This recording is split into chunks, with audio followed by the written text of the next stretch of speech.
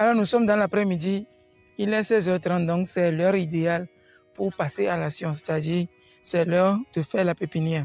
Donc qu'est-ce que nous allons faire tout à l'heure? Vous savez que nous avions déjà fait la plus grande partie des travaux. Donc dans l'après-midi, qu'est-ce que vous devez faire? Si vous regardez bien les planches, ce ne sont pas trop mouillées, ce ne sont pas trop secs.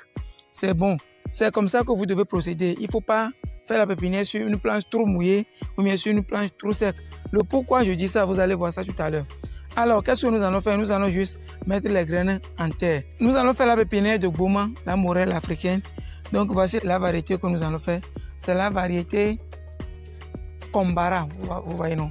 Donc, voici les graines. C'est à peu près des 1000 litres qui est ici. Dans la matinée, nous avions traité les planches avec un hématicide. Et les graines aussi seront traitées également avec un hématicide et fongicide. Donc, vous voyez, c'est ça. Nous venons de traiter les graines. Qu'est-ce que nous allons faire? Si vous voulez le nom du produit, alors retrouvez-moi dans ma formation. Pour faire la pépinière, il faut procéder de deux manières. Soit vous faites la pépinière en ligne, soit vous faites la pépinière en volée ou bien de façon aléatoire. Donc je vous détaille aussi ces deux sujets, on se voit peut-être dans une autre vidéo. Puisqu'il y a des avantages et des inconvénients de ces deux types de pépinière. Donc la pépinière à la volée consiste à jeter juste les graines sur les planches. D'accord? Ça se fait comme ça. On va juste jeter les graines sur les planches. Ça, c'est inconvénients et ses avantages. Mais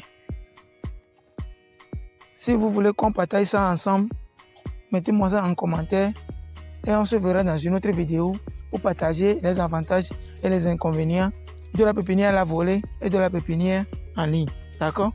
Donc c'est comme ça nous allons éparpiller les graines sur les planches. Approche.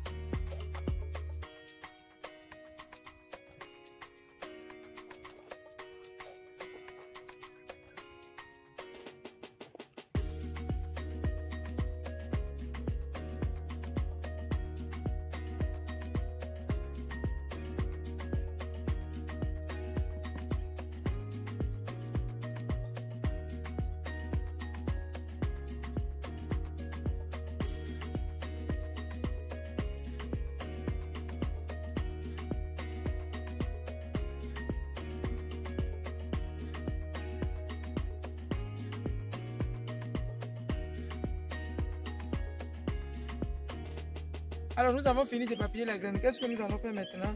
Nous allons essayer de couvrir ces graines-là avec du sable, soit avec du terreau, ou soit avec du sable fin. Mais comme ici nous avons déjà préparé notre germoir, il y a une possibilité.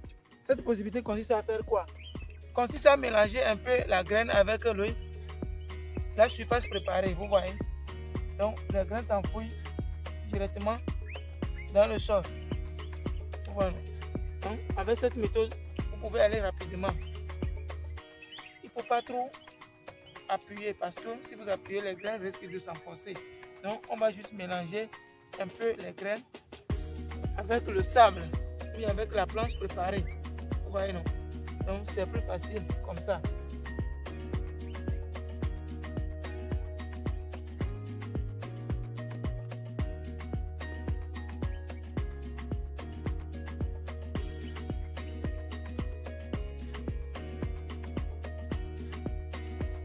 Ouais, donc c'est comme ça que nous allons procéder jusqu'à...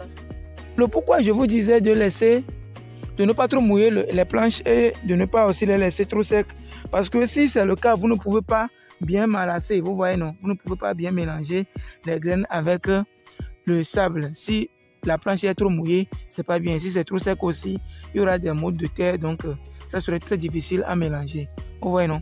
Donc la dernière étape va consister à pailler maintenant les planches.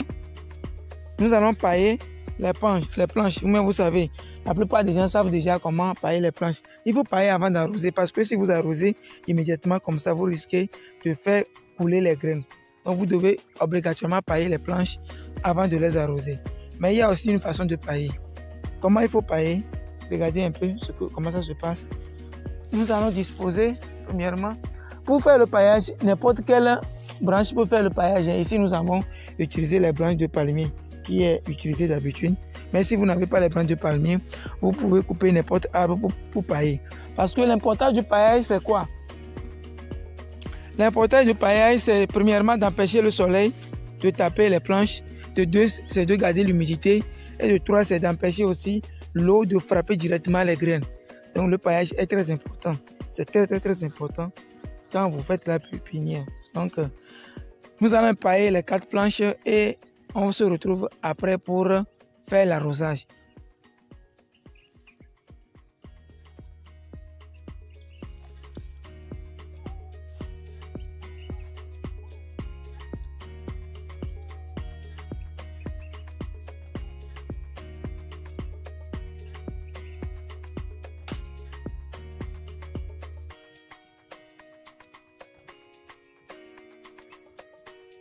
Alors, chers fidèles abonnés, nous venons de finir le paillage. Voici un peu comment nous avons paillé. Voici un peu comment nous avons paillé. Vous voyez, nous avons fini le paillage comme ça. Et je vous ai déjà donné l'avantage du paillage, c'est important. Donc, la dernière étape de notre mise en pépinière va consister à faire quoi? À l'arrosage. Donc, nous allons arroser.